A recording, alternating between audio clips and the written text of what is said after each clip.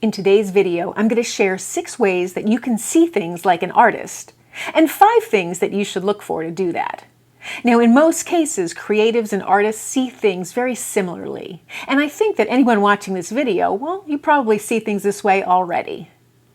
The first way to see things like an artist is to be open to seeing things like an artist, to realize that it takes time and observation to actually see like an artist.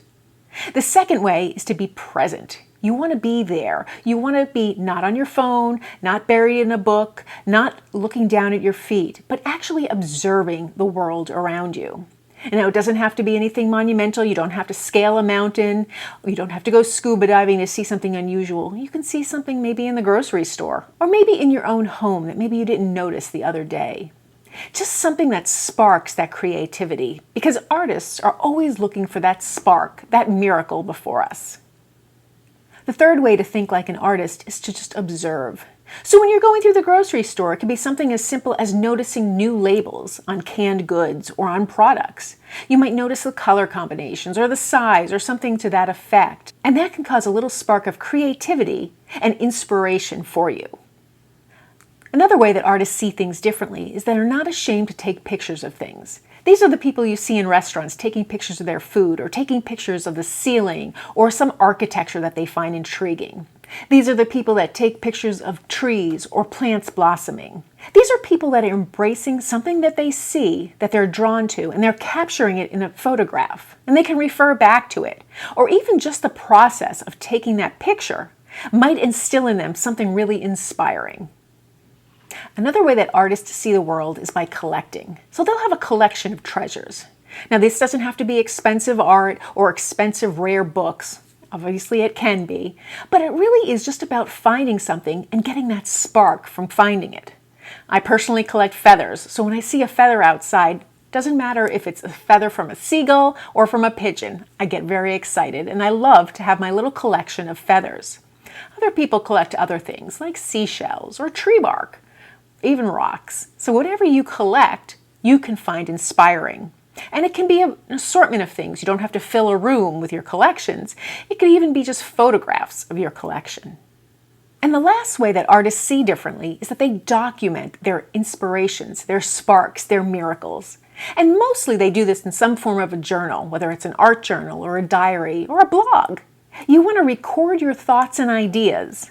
This way you can refer back to them if you want, or just the process of recording them helps to really sort them out in your mind. Now, I keep lots of journals. I keep art journals of all different sorts. I keep fabric journals, and these are my ways of documenting my ideas, trying out ideas, and just keeping them so that I have them as my inspiration. Now, there are certain things you should look for when you're trying to think like an artist. Look for interesting color combinations. And again, this can be done at the supermarket when you see labels with interesting colors, or this can be done at the clothing store when you see different trends for different seasons when the different colors come out. It's really interesting to see the way others combine colors that maybe you haven't thought of.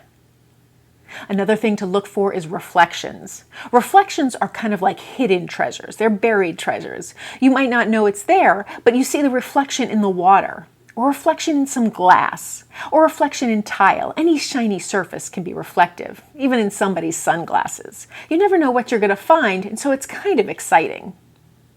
Now, another thing to look for to see things like an artist is to look for rays of light. Now, studying light is a whole field of study, but if you look for rays of light, you can follow it and you'll find interesting shadows. You might find interesting shapes and even colors. And so that's why artists look towards lights. They look for rays of light. There's usually some movement and some beautiful shapes to go with that. Another thing you want to try and notice when you're looking at things like an artist is to look for repetition, either repetition in shape or color. Anything that is repetitive will intrigue you and be kind of mesmerizing. When we have repetition, we see rhythm. So if you're looking at a still life, you might see a lot of rounded curves from various fruit in a dish. So that's one way there's repetition. You might see repetition in colors, where everything seems to be a tone of red or different colors of blue. And so that repetition itself is a spark and is really kind of interesting. The last thing you want to look for if you're trying to think like an artist is to look for details. Look for something a little unexpected. So if you go to a museum and you're looking at the big picture, maybe read something from the pamphlet, or notice the tile on the floor, or the lighting for that particular exhibit. Why did they do it in that manner? So those are my ways of seeing like an artist. And those are the things that I look for to try and catch that spark, to notice that miracle, or to see that inspiration. And these are things that I'm always searching for. Do you find yourself looking for these things as well? Or what things really spark your interest that you find that you're always looking for? Be sure to comment below. If you found this video helpful, please give it a thumbs up and be sure to subscribe. Thanks for joining me today.